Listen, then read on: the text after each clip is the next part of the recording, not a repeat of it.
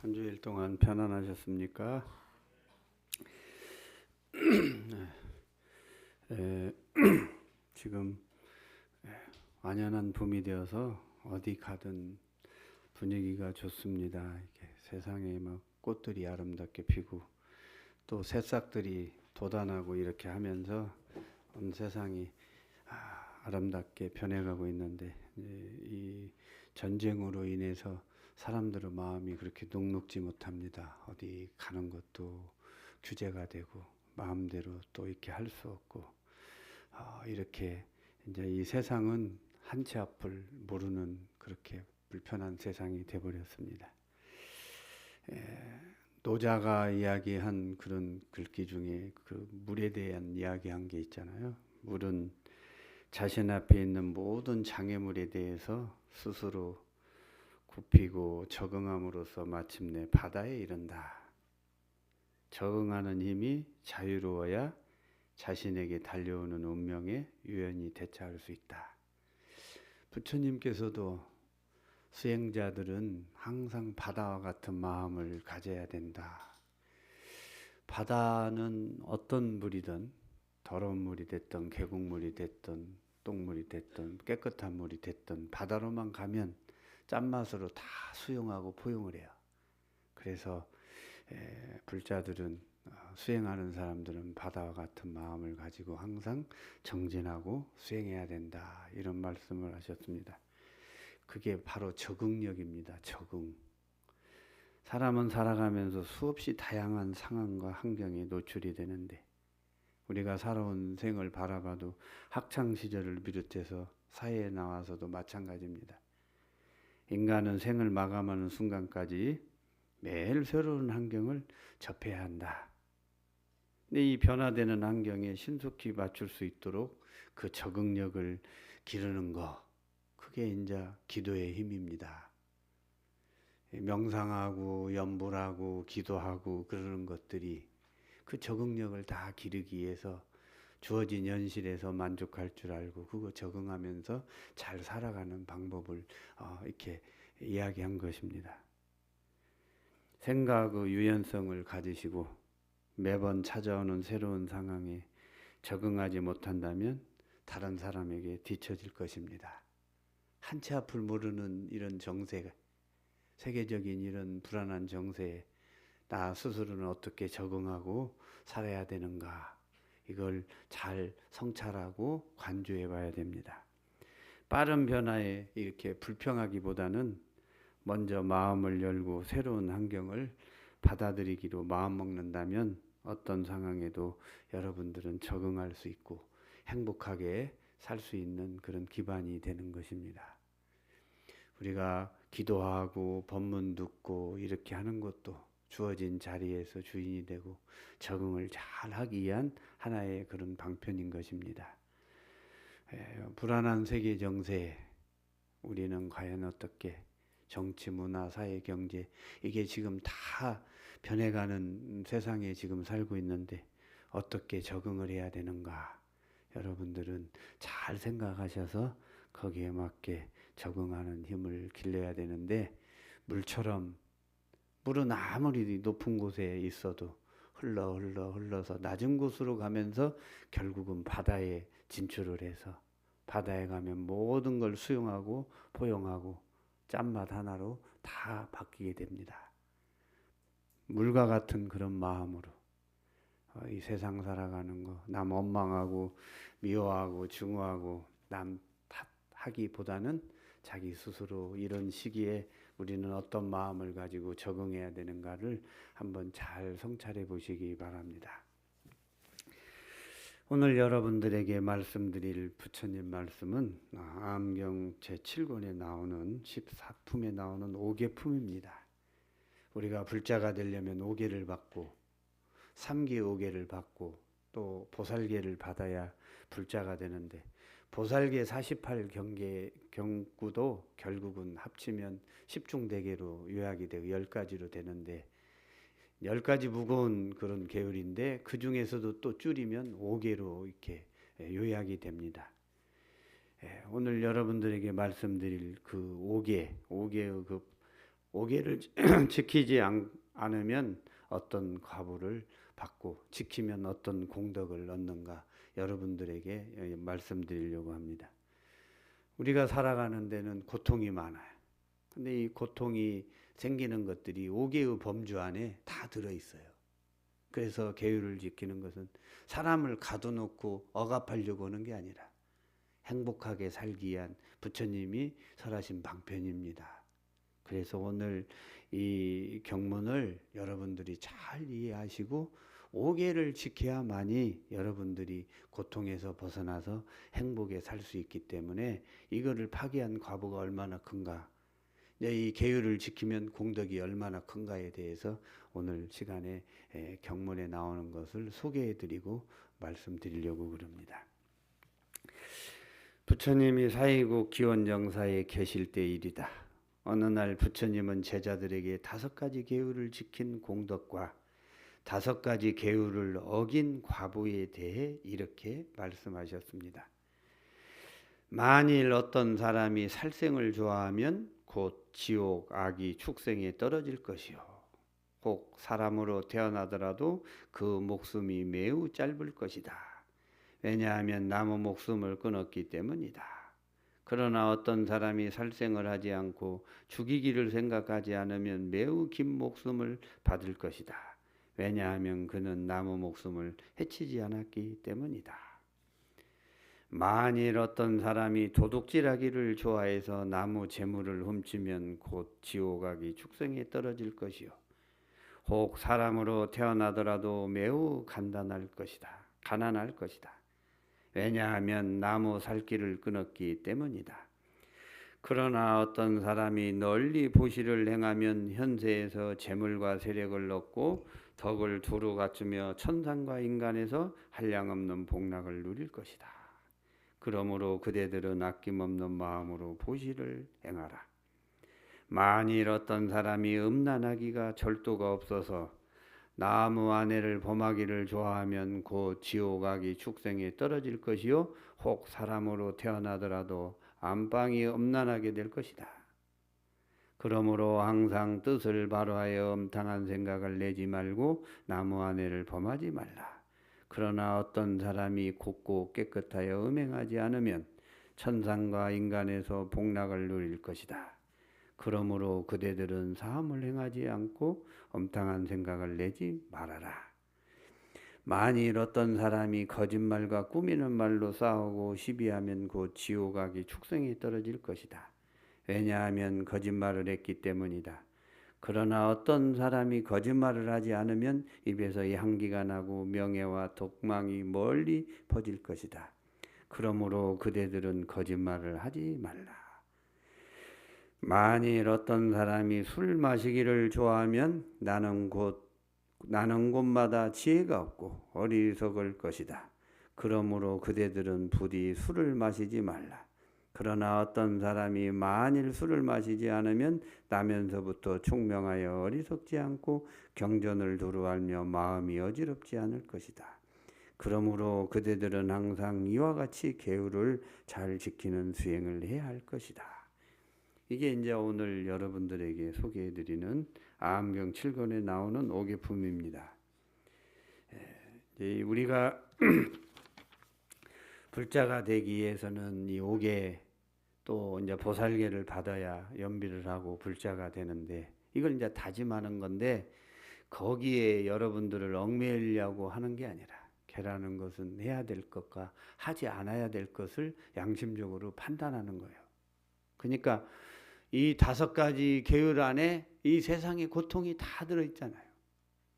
아무리 높은 직위에 있는 사람도 이렇게 이 5가지 계율 안에서 이제 잘못 범주가 벗어나면 그거 사람이 이제 신상이 문제가 되고 이렇게 돼가지고 모든 괴로움을 받게 되고 그 높은 직위도 내려오게 되고 그래서 이 오계는 여러분들을 집착에 이렇게 어디에 얽어매 가지고 불편하게 하는 것이 아니라 여러분들을 행복하게 고통에서 벗어나서 행복의 사다리로 안내해 주는 부처님의 가르침입니다. 그러니까 우리는 고맙게 알아야 돼요.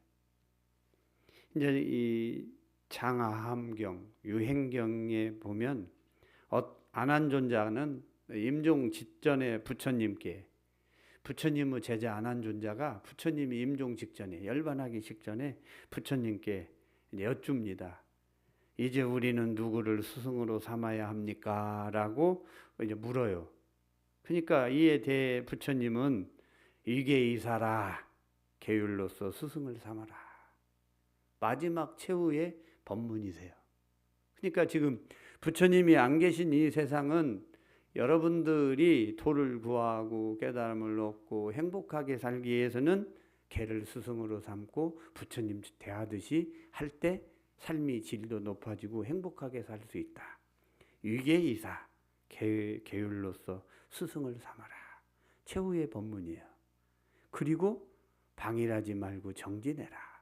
이렇게 이야기하셨어요. 그러니까 계율로서 스승을 삼아라. 부처님이 안 계신 지금은 계율로서 스승을 삼는 일밖에는 다른 일이 없다. 그래서 이 유론 같은데 스님들이 율장을 공부하는 그 유론, 이제 팔만대장경 기본적인 경전을 배우는 강원, 그 다음에 참선하는 선원, 이렇게 이제 이게 세 가지가 모여야 총림이 되는데, 이 유론에는 보면은 강의하는 곳에 보면 액자나 무슨 편액으로 이계이사라는 그런 글귀가 많이 이렇게 매달려 있어요. 계율로서 스승을 삼아라. 혼탁하고 어지러운 세상일수록 여러분들이 무슨 일이 잘 안 되고 고통스러울수록 오계를 내가 잘 지키고 있는지, 오계를 지금 파하고 있는지 이거를 잘 되돌아봐야 돼. 원효대사는 초발심 자격문에 발심 수행장에 보면은 원효대사는 이 발심 수행장 글에서 게으르 공덕에 대해서 이렇게 말씀하셨는데, 개는 천상에 오르는 사다리다. 그게 뭐예요? 행복으로 가는 지름길이다 이 말이에요. 계율을 지켜가지고 불행하게 사는 사람은 아무도 없잖아. 도둑질하지 마라, 거짓말하지 마라, 사음하지 마라, 술 마시지 말아라. 이게 오계가 이제 이 다섯 번째 술을 많이 마셔가지고 어디를 지나가는데, 예? 이제 닭이 한 마리가 이렇게 지나가는데 닭을 확 술기운에 잡아. 그래가지고 이제 닭을 남의 것을 훔쳤잖아요. 그리고 이제 닭을 죽여가지고 살생을 해서 이제 그 먹고, 엄탕심이 생기니까 이제 또 예쁜 여자가 지나가니까 사음하게 되고, 이게 이제 술을 먹으면 다섯 가지 계율을 이 지혜의 종자가 무너져 버리니까 다 범해버려요. 그래서 이제 이 원효대사도 게으르 공덕에 대해서 개는 천상에 오르는 사다리다. 여러분들을 얽어매려고 하는 것이 아니라 해야 될 것과 하지 않아야 될 것을 정확하게 구분해주고 양심에 따라서 이런 일을 하면은 나쁜 일이 되니까 그 과보를 받게 되겠다라는 것을 여러분들이 실천하게 되는 거예요. 그래서 이제 개는 천상에 오르는 사다리라고 원효대사가 발심수행장에도 이제 이렇게 이야기하셨는데, 서산대사는 또 성가기감이라는 책에서 이렇게 이야기하세요. 선은 부처님의 마음이요. 참선을 하는 것은 부처님의 마음을 보는 것이고, 팔만대장경을 배우는 것은 부처님의 말씀을 듣는 것이고, 율은 부처님의 행동을 우리가 실천하는 것이다. 그러니까 선시불심이요 교시불언이요 율시불행이라. 선은 부처님의 마음이요 교는 부처님의 말씀이고 율은 부처님의 행동이다. 옛부터 부처님과 큰 스님들이 이렇게 지계의 중요성을 강조한 대로 이유가 다 있는 것입니다. 우리를 행복하게 하기 위해서 이렇게 강조한 거예요. 이제 이 불자가 되려면은 삼기의계와 보살계를 받는데, 보살계가 48경구인데 이제 연세가 드시면은 항상 금강경을 독송하는 게 아니라 옛날 어른 스님들은 항상 그 책상에 법망경이 보살계 그 계문을 매일 독송을 하셨다는 거예요. 그리고 장례식장에 가도 보살계를 설해주고 독송을 하시고. 이건 뭐예요? 이제 형직영단하라 이거예요. 형체가 반듯하면 그림자도 반듯하잖아요. 우리가 형체가 반듯하지 않으면 그림자도 반듯하지 않을 거 아니에요. 그러니까 이제 연세가 드시면 화두도 놓고 연불도 놓고 강경도 놓고 이제 참된 스님의 모습으로 회향을 하시겠다. 그런 뜻에서 항상 법망경을 가까이 하고 보살계를 매일 수지 독송하게 됐다는 거예요. 그게 바로 이 계율의 중요성이에요. 근데 그 조계종, 태고종 양대 종정을 하셨던 묵담 큰 스님이 계셨는데, 해동의 9대 율사라고 전해져 내려오는 큰 스님인데, 이분은 평생 보살계를 설하는 율사이신데, 이분은 일주일 동안 보살계를 일주일 동안 하지 않으면 허락을 안 하고 가서 법문을 안 하셨대요. 그만큼 이 보살계가 그렇게 중요한 거예요. 여러분들이 이해하지 못하고 계를 받을 수가 없다는 거죠. 이거 왜 계를 받아야 되는가를 일주일 동안을 계를 설하시고 마지막 날 일주일째 연비하고 보살계 회향을 하셨다고 그래요. 그만큼 중요한 부분이 이제 이 계율이에요. 앉아서 받고 계를 받고 서서 파하더라도 그 계율은 받으면 공덕이 한량이 없다. 그러니까 앉아서 받고 서서 파하더라도 그 공덕이 한량이 없는데 오계를 잘 지키면 여러분들이 불행하게 살 일이 없어요. 모든 고통이 오계를 지키지 않는 곳에서 나오기 때문에 여러분들을 행복하게 살게 하기 위해서 부처님이 위계이사 계율로 스승을 삼으라 이렇게 이야기하신 거예요. 그래서 옛부터 큰 스님과 부처님과 큰 스님들이 이렇게 지계의 중요성을 강조한 데 이유가 있다. 계라는 거, 심신을 몸과 마음을 바르게 하고 좋은 습관을 길들이고 그릇됨을 막고 나쁜 것을 고치는 거, 그게 계율이에요. 양심에 꺼리낌이 없는 짓, 이건 해야 되는 일인가 하지 않아야 되는 일을 정확하게 구분하는 게 계율이에요. 여러분들을 얽어매려고 하는 것이 계율이 아니다. 명심하셔서 심신을 바르게 하고 몸과 마음을 바르게 하고 좋은 습관을 길들이고 그릇됨을 막고 나쁜 것을 고치는 방법, 그게 계율을 지키는 거예요. 이것 때문에 불교가 지금까지 버티고 살아오는 거예요. 그래서 불자들은 수계를 할 때 입지계를 외우잖아요. 자종금신 지불신 그래요. 이제부터 이 몸이 부처를 이룰 때까지 견지불계 불해범 굳게 금계를 지켜 오계를 지켜서 범하지 않겠나이다.